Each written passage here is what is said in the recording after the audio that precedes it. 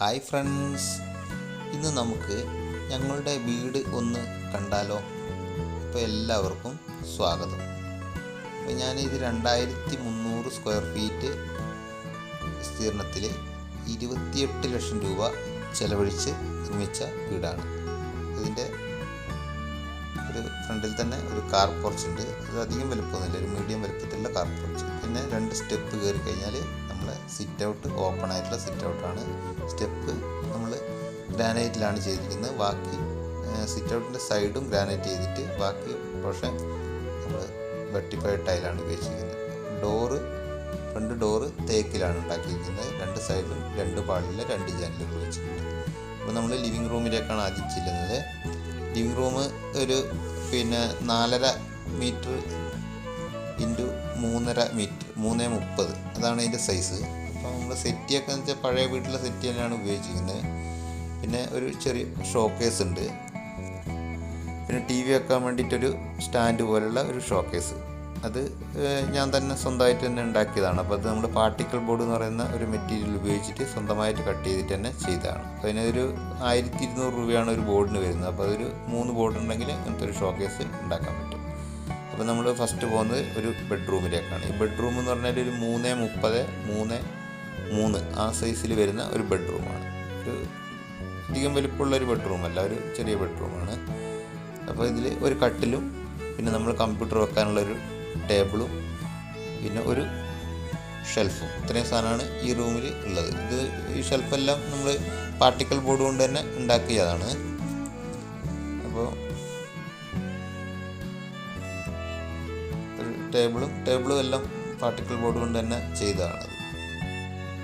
നമ്മൾ കർട്ടൻ ഇത് എല്ലാം ഈ മോഡലിൽ തന്നെയാണ് ചെയ്തിരിക്കുന്നത്. പിന്നെ ഇത് രണ്ടാമത്തെ ഒരു ബെഡ്റൂം. ഇതും ഏകദേശം ഒരു 3.30 3.20 അതാണ് ഇതിൻ്റെ സൈസ്. അപ്പോൾ ഈ റൂമിലും ഇതുപോലെ തന്നെ ഒരു ടേബിളും ഒരു കട്ടിലും. ഈ കട്ടിലും ഇതുപോലെ തന്നെ ഉണ്ടാക്കിയതാണ്. ഇപ്പോൾ സ്വന്തമായിട്ട് ചെയ്തതായതുകൊണ്ട് നമുക്ക് മെറ്റീരിയൽ കോസ്റ്റ് മാത്രമേ അതിനൊക്കെ വന്നിട്ടുള്ളൂ. അപ്പോൾ നമ്മളിത് ചെറിയ രീതിയിൽ തുടങ്ങിയതായതുകൊണ്ട് നമുക്ക് കുറേ കാര്യങ്ങളൊക്കെ സ്വന്തം ചെയ്യേണ്ടി വന്നു. അപ്പോൾ ഇതും ഇതുപോലെ തന്നെ അതുകൊണ്ട് തന്നെ ഉണ്ടാക്കിയ ഒരു ഷെൽഫാണ്. ഇത് നമ്മൾ ഇതിന് ആദ്യമേ സ്പേസ് ഇട്ട് വെച്ചിട്ട് പിന്നെ അതിലേക്ക് പകുതി ഭാഗം ഉള്ളിലേക്ക് കയറ്റിയിട്ടാണ് ചെയ്തിരിക്കുന്നത്. ഈ കട്ടിൽ ഇത് നമുക്ക് ഏകദേശം ഒരു 2.5 ഷീറ്റ് ആണ്, 8.4 ഷീറ്റാണ് ഇത് വരുന്നത്. ഒരു ഷീറ്റിൻ്റെ 1200 വന്നത്. അപ്പോൾ അതൊരു 2.5 3 ഷീറ്റിൻ്റെ അടുത്ത് കൊണ്ട് നമുക്കിത് ഉണ്ടാക്കാം. അപ്പോൾ ഇതിൻ്റെ ഉള്ളിൽ നമുക്ക് സ്റ്റോറേജ് സ്പേസൊക്കെ ഉള്ള, നമ്മൾ ഷോപ്പിൽ നിന്നൊക്കെ വാങ്ങുന്ന പോലെ തന്നെ ഉള്ളതാണ്. പക്ഷേ അത് സ്വന്തമായിട്ട് ചെയ്തുകൊണ്ട് അതിൻ്റേതായ ചില ചെറിയ പ്രശ്നങ്ങളൊക്കെ ഉണ്ടാവും. എന്ന് വെച്ചാൽ ഈ വീട് പണിയോടുകൂടിയാണ് ഞാൻ ഇതെല്ലാം പഠിച്ചത്. പെയിൻറ്റിങ്ങും പിന്നെ ഈ ആശാരിപ്പണിയും എല്ലാം പഠിച്ചത് ഇതിനോടുകൂടിയാണ്. അതിന് മുമ്പൊന്നും ചെയ്യുന്നതല്ലായിരുന്നു. അപ്പോൾ അത് നമ്മളൊരു പരിപാടി തുടങ്ങി, അപ്പോൾ പിന്നെ അതെങ്ങനെ തീർക്കണമല്ലോ. അപ്പോൾ പിന്നെ അതിന് വേണ്ടിയിട്ടുള്ള ശ്രമങ്ങളുടെ ഭാഗമായിട്ടൊക്കെ ചെയ്തതാണ്. അപ്പോൾ നമുക്ക് ഒരു തൊട്ടിൽ കെട്ടാനുള്ള 2 ഹുക്കൊക്കെ ഇട്ടിട്ടുണ്ട്. നമ്മൾ കുട്ടീനെ കെട്ടാനുള്ള തൊട്ടിൽ. അപ്പോൾ അത് തൊട്ടിൽ എന്ന് പറഞ്ഞു കഴിഞ്ഞിട്ടുണ്ടെങ്കിൽ നമ്മൾ പാരമ്പര്യമായിട്ട് ഭാര്യ വീട്ടിൽ ഉപയോഗിച്ചുകൊണ്ടിരിക്കുന്ന 2-3 തലമുറ ഉപയോഗിച്ചതുകൊണ്ട് അത് തന്നെയാണ് ഉപയോഗിക്കുന്നത്. അപ്പോൾ നമ്മൾ ലിവിങ് റൂമിനോട് ചേർന്നിട്ട് തന്നെയാണ് നമ്മുടെ ഡൈനിങ് ഹാൾ വരുന്നത്. ഡൈനിങ് ഹാളും ഏകദേശം ഒരു 3.20 ആ റേഞ്ചിൽ വരുന്ന ഡൈനിങ് ഹാൾ തന്നെയാണ്. അധികം വലിപ്പമില്ല. അപ്പോൾ നമ്മൾ സ്റ്റെയറിൻ്റെ അടിയിലായിട്ട് നമ്മൾ വാഷ് ബേസ് സെറ്റ് ചെയ്തിട്ടുണ്ട്. വാഷ് ബേസിനൊക്കെ സാധാരണ ഓർഡിനറി ടൈപ്പാണ് ചെയ്തിരിക്കുന്നത്, അങ്ങനെ വലിയൊരു ഇതായിട്ടുള്ളതല്ല ചെയ്തിരിക്കുന്നത്. ഇത് സ്റ്റെയറും ഒരു പ്രത്യേക രീതിയിലാണ് നമ്മൾ ചെയ്തിരിക്കുന്നത്. അപ്പോൾ ഇത് ഡൈനിങ് ടേബിള്, ഇത് നമ്മൾ വീട്ടിൽ കൂടുന്ന സമയത്ത് മേടിച്ചാണ്. ഇതിപ്പോൾ ഇതിനൊരു 22,000 രൂപയാണ് ഇതിന് ടേബിളിനും മറ്റേ കസേരയ്ക്കും എല്ലാം കൂടി നമുക്കായിട്ടുള്ളത്. അപ്പോൾ ടൈലുകളെല്ലാം നമ്മൾ ഫ്ലോർ ചെയ്തതെല്ലാം പിന്നെ കിച്ചണും വർക്ക് ഏരിയ ഒഴികെ ബാക്കിയെല്ലാം ഒറ്റ ടൈൽ തന്നെയാണ് ഉപയോഗിച്ചിരിക്കുന്നത്. അപ്പോൾ ഇവിടെ ഒരു ചെറിയ ഷോക്കേസ് ഉണ്ട്. നമുക്ക് ഇത് പ്ലേറ്റൊക്കെ വെക്കാൻ വേണ്ടിയിട്ട്, ഷോയ്ക്ക് വേണ്ടിയിട്ട് വെക്കാൻ വേണ്ടി മാത്രമായിട്ട് ഒരു ചെറിയ ഷോക്കേസ്. അപ്പോൾ ഇത് നമ്മളെ സ്റ്റെയറിൻ്റെ അടിയിൽ വരുന്ന ഒരു ചെറിയ സ്പേസാണ്. അപ്പോൾ അത് നമ്മൾ ഒരു ചെറിയ സ്റ്റോർ പോലെ നമ്മൾ ഇൻവെർട്ടർ വെക്കാനും പിന്നെ അതുപോലെ തന്നെ കുട്ടികളുടെ ടോയ്സൊക്കെ വെക്കാൻ വേണ്ടിയിട്ട് ചെറിയൊരു സംവിധാനം. അപ്പോൾ അതിനൊരു ഡോറൊക്കെ കൊടുത്തിട്ട് അങ്ങനെ ചെയ്തതാണ്. ഇനിയിപ്പോൾ നമ്മളെ കിച്ചണാണ്. കിച്ചൺ എന്ന് പറഞ്ഞിട്ടുണ്ടെങ്കിൽ ഇത് നമ്മൾ പച്ച കളറിലെ പെയിൻ്റാണ് ഏകദേശം കൊടുത്തിരിക്കുന്നത്. അപ്പോൾ അതിൻ്റെ ഒരു സൈഡിലായിട്ട് നമുക്ക് ഫ്രിഡ്ജ് വെക്കാൻ വേണ്ടിയിട്ട് സ്പേസ് നമ്മൾ ഒഴിവാക്കിയിട്ടുണ്ട്. പിന്നെ ഇതാണ് നമ്മളൊരു 4 അടി ഉയരത്തിൽ നമ്മൾ ടൈലിട്ടിട്ട് അതിൻ്റെ മുകളിലാണ് പിന്നെ നമ്മൾ പെയിൻറ്റ് ചെയ്തിരിക്കുന്നത്. അപ്പോൾ ഇത് ഒരു 3 തട്ടായിട്ടാണ് നമ്മൾ ചെയ്തിരിക്കുന്നത്. ഇതിലൊക്കെ നമ്മൾ പിന്നെ പരമാവധി സ്ഥലത്ത് കബോർഡ് ചെയ്യാൻ നോക്കിയിട്ടുണ്ട്. കബോർഡ് എന്ന് വെച്ചാൽ നമ്മൾ അത്ര വലിയ MDF ബോർഡൊന്നും അല്ല, സാധാരണ ഇതായിട്ടുള്ള ഇത് തന്നെയാണ് ചെയ്തിരിക്കുന്നത്, ഫാബ്രിക്കേഷൻ വർക്കുകളാണ് ചെയ്തിരിക്കുന്നത്. പിന്നെ ഇത് നമ്മളെ പിന്നെ പുകയില്ലാത്ത അടുപ്പാണ്. ഇതിപ്പോൾ നല്ലൊരു യൂസ്ഫുള്ളായിട്ടുള്ളൊരു സംഭവമാണ്. കാരണം വെച്ചിട്ടുണ്ടെങ്കിൽ ഇത് 2 ഹോള് മുകളിലും താഴെയും ഹോള് വരുന്നതുകൊണ്ടാണെന്ന് തോന്നുന്നു ഇതിന് തീരെ പുകയില്ല. അപ്പോൾ നമ്മൾ വീട്ടിൽ ഇപ്പോൾ 1.5 വർഷമായിട്ട് ഉപയോഗിക്കുന്നതാണല്ലോ. അപ്പോൾ ഇത് കണ്ടില്ല, ഇതുവരെ പുകേൻ്റെ ഒരു ലക്ഷണമൊന്നും കാണുന്നില്ല. അപ്പോൾ നമ്മൾ വീട്ടിൽ കൂടേണ്ട സമയത്ത് അടിച്ച പെയിൻറ്റിങ് ആണ്. ഇപ്പോഴും കുഴപ്പമൊന്നുമില്ല. അടുക്കളയിൽ സാധാരണ പുക വരുന്ന പോലെയൊന്നും പുക വന്നിട്ടില്ല. ഇത് മുകളിൽ സൈഡിലും നമ്മൾ ഇതേപോലെ കബോർഡ് ചെയ്തിട്ടുണ്ട്. അപ്പോൾ ഇത് കബോർഡ് ചെയ്തതിന് പിന്നെ ഏകദേശം ഒരു 80,000 രൂപയാണ് ഇത് വർക്ക് ഏരിയയിലും ഈ കിച്ചണിലും കൂടി നമ്മൾ മൊത്തമായിട്ട് ചെയ്തതിന് നമുക്ക് ചിലവ് വന്നിട്ടുള്ളൂ. അപ്പോൾ ഇത് ഒരു വർക്ക് ഏരിയ ആണ്. വർക്ക് ഏരിയ ഏകദേശം ഒരു 360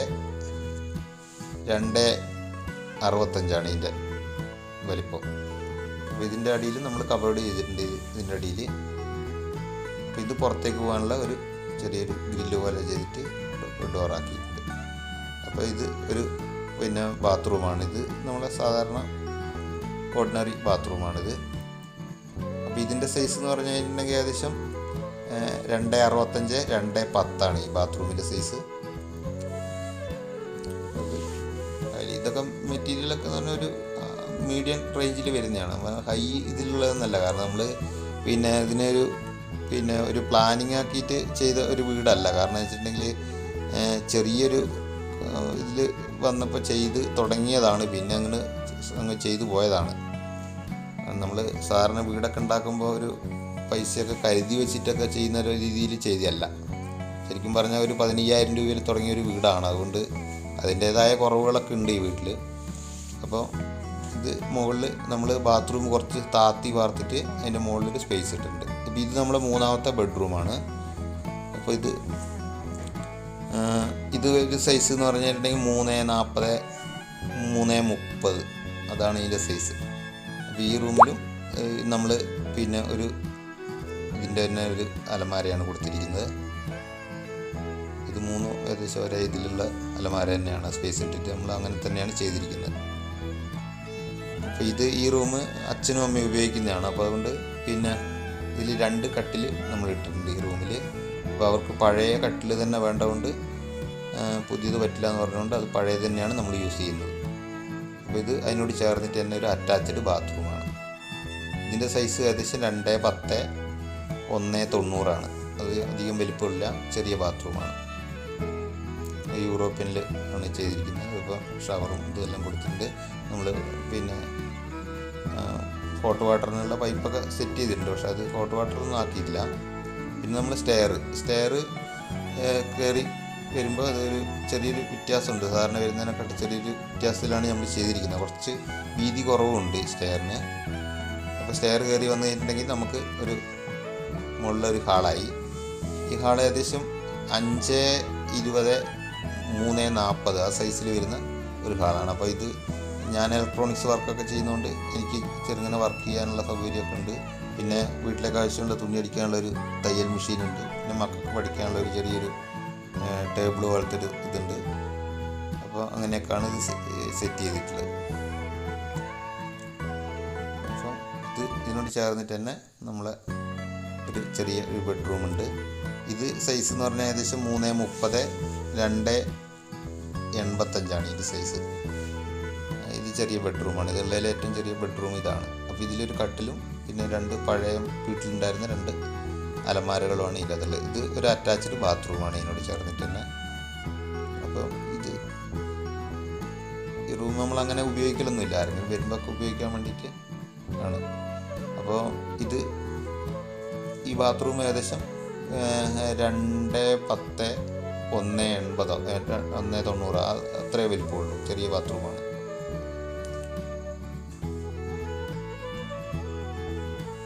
ഇതിൻ്റെ മുകളിൽ നമ്മൾ പിന്നെ സീലിംഗ് ചെയ്തിട്ട് പൊടിച്ചിട്ട് പെയിൻ്റ് അടിച്ചാണ്. ഇത് പെയിൻറ്റിങ്ങൊക്കെ പിന്നെ ഏകദേശം 90% വർക്കും ഞാൻ തന്നെ സ്വന്തം ചെയ്തതാണ്. ഈ വീട് പണിയോടുകൂടിയാണ് ഇതെല്ലാം പഠിച്ചതെങ്കിലും എല്ലാം സ്വന്തമായിട്ട് തന്നെ ചെയ്തതാണ്. കാരണം വെച്ചാൽ നമുക്ക് പുറത്തുനിന്ന് ചെയ്യിക്കാനുള്ള ഒരു ഇതില്ലാത്തത് കൊണ്ടാണ് അങ്ങനെയൊക്കെ ചെയ്തു പോയതാണ്. അപ്പം ഇത് നമ്മളെ പിന്നെ വീട്ടുകാർക്ക് ഏറ്റവും അത്യാവശ്യം വേണമെന്ന് പറഞ്ഞ ഒരു സംഭവമാണ് വീട് പണി തുടങ്ങുമ്പോഴേ ഈ ഒരു സ്പേസ്.